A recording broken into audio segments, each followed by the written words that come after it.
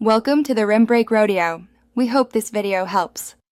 You will start by preparing and performing the first reset that often fixes background power drain.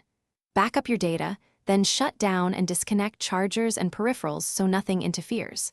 Once done, perform the System Management Controller reset for your Macbook Air model. This clears low-level power settings and can immediately stop abnormal drain. Make sure to note whether you were on battery or wall power.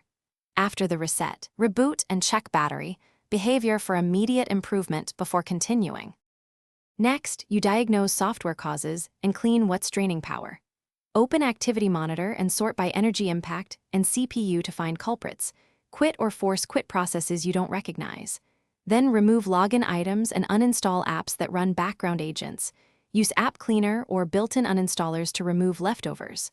Once done, update Mac OS and all apps so power profiles and drivers are fixed. Make sure to reboot after updates and recheck Activity Monitor to confirm reduced drain. Finally, verify hardware and complete the cure. Run Apple Diagnostics to catch battery or power rail faults, note any codes and act on them. Then calibrate the battery.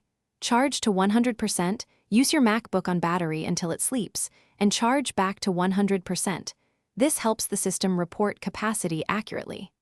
If drain persists, check battery health in system settings and replace the battery or consult Apple service. Troubleshooting tip. If diagnostics show no fault but drain continues, reinstall Mac OS.